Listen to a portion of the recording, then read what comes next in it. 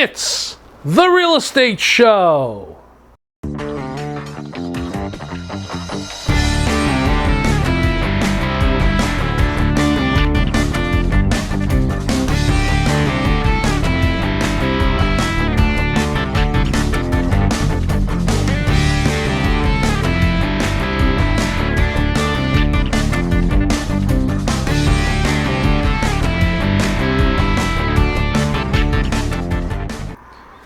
Welcome to the Real Estate Show. My name is Rick Naples. Well, looking at houses, where do you start? How do you begin? What do you need to do? And what's the big deal about open houses? We're going to talk about that and more here on the Real Estate Show right after this.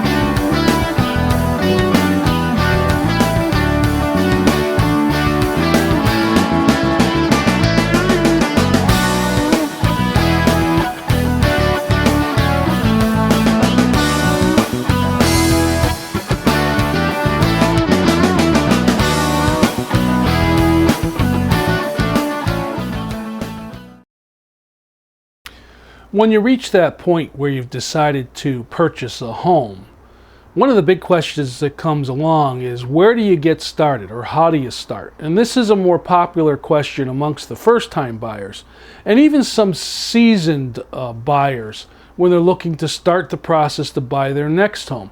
I mean, where do you start? What do you do? We look at all the statistics that we see nowadays, and a lot of people will look on the internet and look at houses that are displayed on different realtor sites and different real estate sites to look and see what's out there. But you really don't know what you qualify for or what you can afford to buy until you have an opportunity to talk to a mortgage officer. And that's basically the first step. You want to call a bank or a mortgage company and go through all of your information to see what you'll pre-qualify for. Once you do that, you have a really good idea of what kinds of monies you have available in order to spend as far as your search for a home is concerned. Now you can target down the areas of the homes that you want to see. How many bedrooms, how many bathrooms can you afford? What areas of towns or what town, and so on and so forth. Now, there's a lot of discussion amongst realtors as to, is that truly the first step, or is the real first step contacting a realtor? It depends on from what group you're coming from. As a realtor, my feeling, of course, would be for you to contact a realtor first. If you're a previous buyer and you own a home now, you obviously want to contact a realtor to put your home on the market. I always give a lot of advice to potential sellers. Don't go out and look for a home and then find a home you want to buy and then put your house on the market. It's best to put your home on the market first and then begin your shopping. You don't want to put an offer in on a home and then lose that home because you have what's called a Hubbard clause on the house itself, and you just getting started in the marketing of your home. And sellers of homes that you're looking to buy usually feel more comfortable in accepting an offer from someone that has a home to sell, in knowing that that house is already on the market and it's being marketed by their realtors. If you're a first-time buyer, talking to a realtor first is a great idea, because this way you can ask questions. You can ask, what is the process? Who should I talk to? What kind of information am I going to need? And when I go out to look at a home, what is the process of looking at a home? I mean, do I make the appointments? Does the realtor make the appointments? When I go out to look at the house, what can I do when I get out to the home? And all the bunch of questions that come up for the very first time when you're going out and you're actually physically taking a look at homes. Let's take a look at this presentation about the processes of buying a home that I put together, and I'll be back right after that.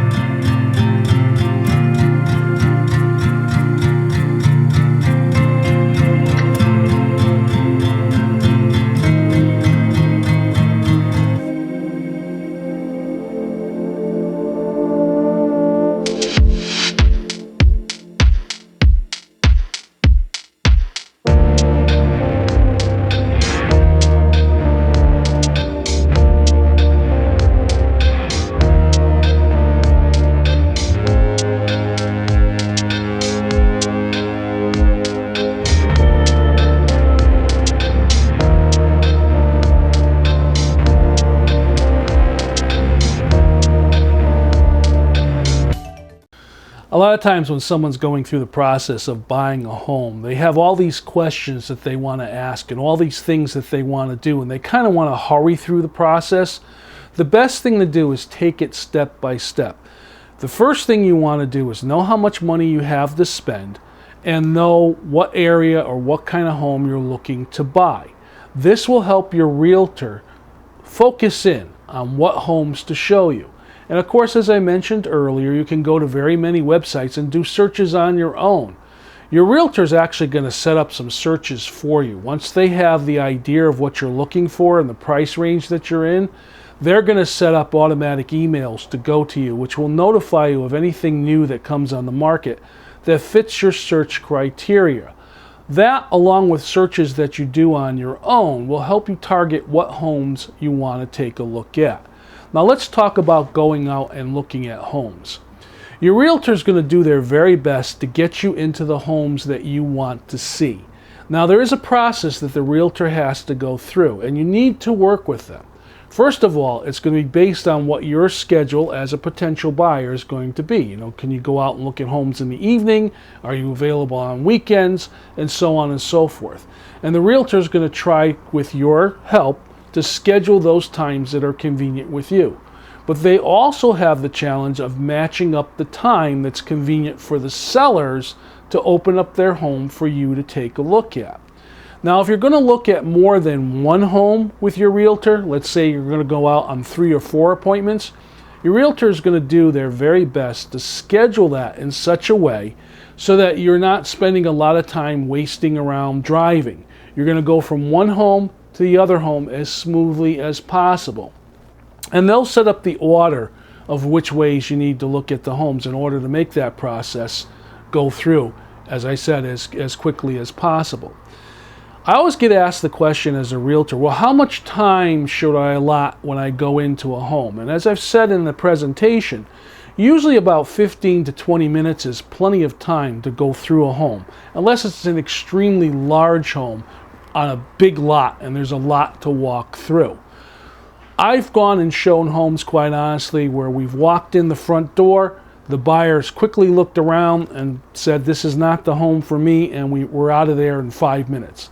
I've gone into other homes where they've actually started to imprint their ideas on the home, and we've been in the home 20 minutes, 25 minutes.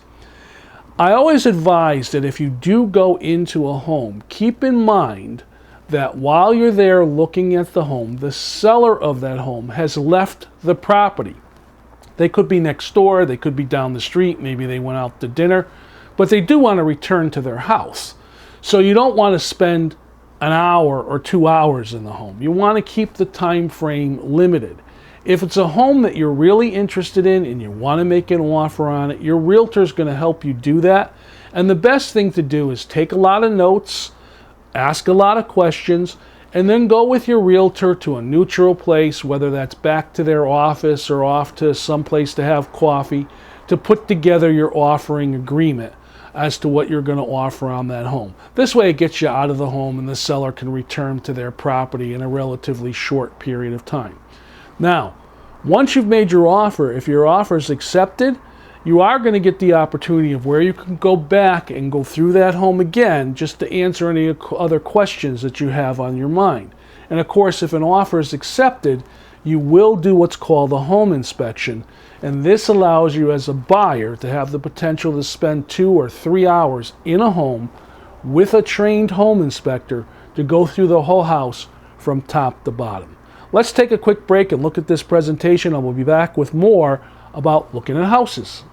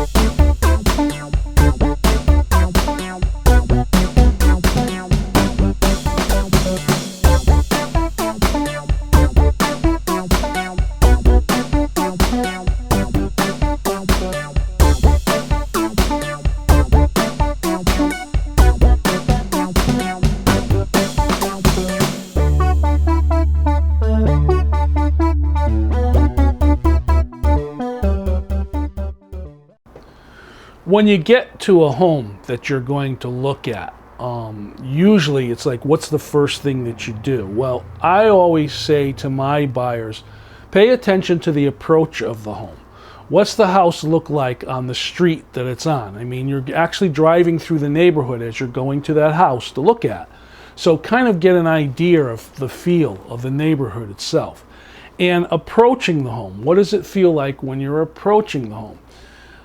I always say to sellers that it's very important to make sure that your home has buyer appeal. So you want to make your home more appealing to buyers by making sure that the approach to the home is as clean and nice as possible. Sellers, don't have the garbage cans out in front of the garage. Or if it happens to be a day that it's garbage day and the garbage cans are out the street for pickup, maybe schedule your showings after those garbage cans come in. You don't want to distract from the look of the home.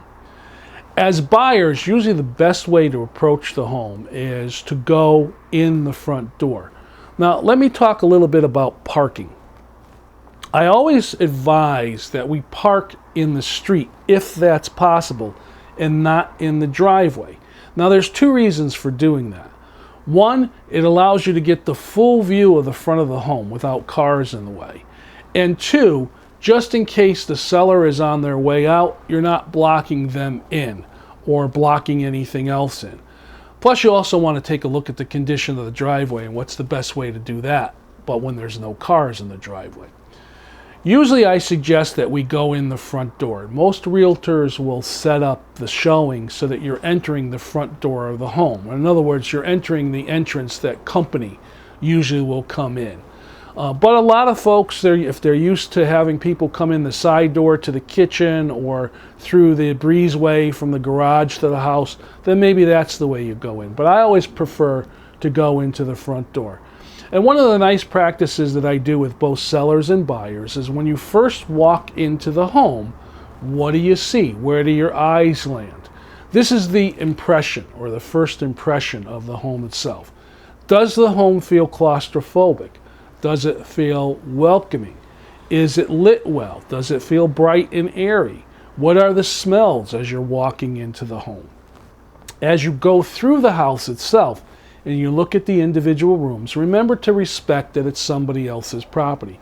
Now, there's nothing wrong with you as a buyer opening up a closet door and looking at the size of the closet, but you don't want to be opening up people's bureau drawers or nightstands. You want to just be looking at the closets itself. For sellers, I always advise them that when you're staging your home, your closet's very important. You want to make sure that the closets are neat, and if you can reduce what's in your closet, you want to do that because you want the buyer to see the space that they have to put things. Small closets are always a challenge because they're always overstuffed, so you want to make sure you minimize what's in the closet itself. You're going to be moving, so why not pack up some stuff and put it in boxes and store it in the garage, the things that you don't need. And we all know in our closets, about 50%, maybe more, stuff that's just hanging there that we never really get to or use. So pay attention to your closet space. The other thing you as a buyer is going to do is you're going to look at the kitchen. Now, you don't have to open up all the cabinets and look in the cabinets and see what's in there, but you might want to open up one or two just to see what the storage space is like.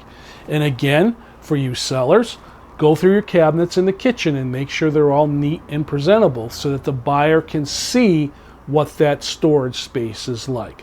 Let's sit back and watch this presentation, and I'll be back with more about what you should look for when you go into a home.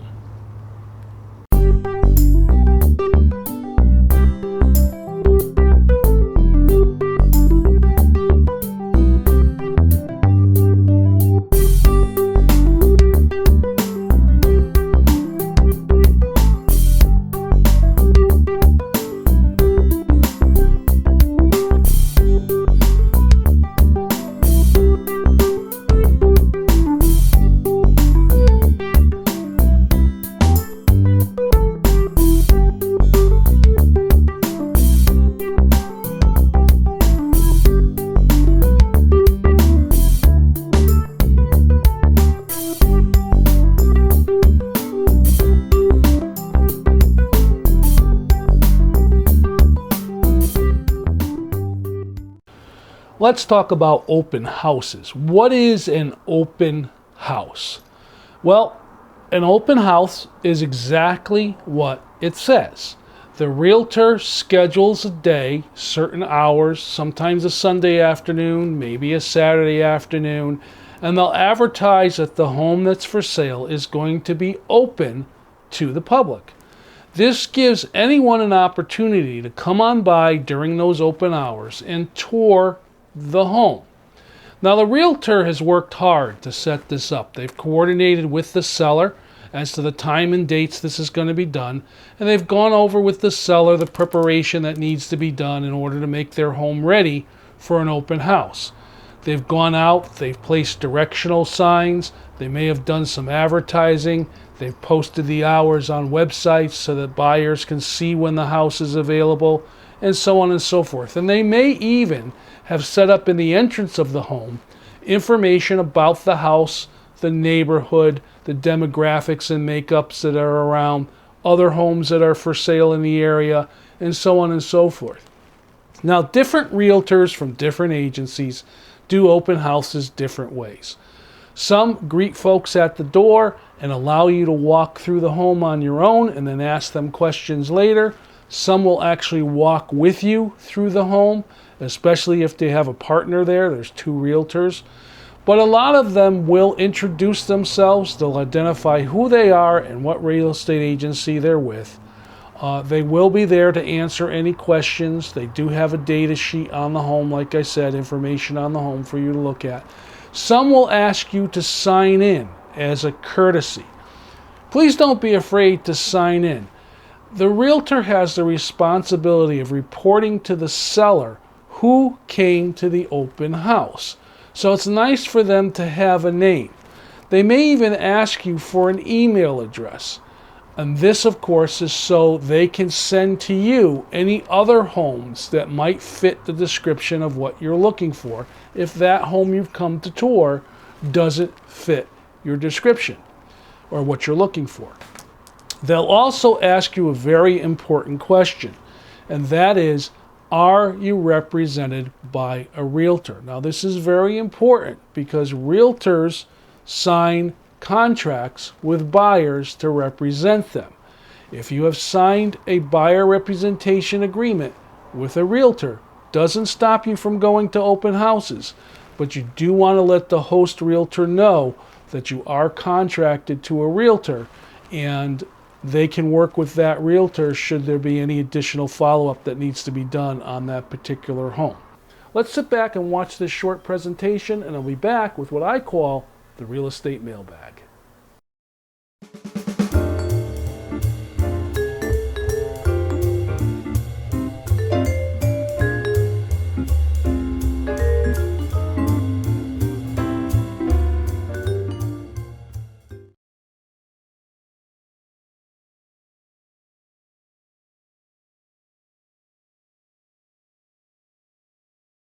This is the portion of the real estate show I call the real estate mailbag. It's my opportunity to answer questions that are emailed to me at the address you see on the screen, or that are asked to me by fellow realtors or people when I'm out on the street. And the question that came into me is, Rick, when I'm looking at a house, what is it that I specifically should be aware of? Well, as I've just addressed here on the real estate show, there are a number of things you're going to look at when you're in a home. Your realtor will help guide you. But remember, the realtor is there to help you look at the house itself. If there are any specific questions about structure or electrical systems or home systems, the realtor can ask the seller, but just be assured that if you do go ahead and make an offer on the home and that offer is accepted, your home inspector is going to thoroughly answer those questions for you because they're the ones that are in the know. My name is Rick Naples, and this has been The Real Estate Show. I thank you very much for watching. I'll see you next time.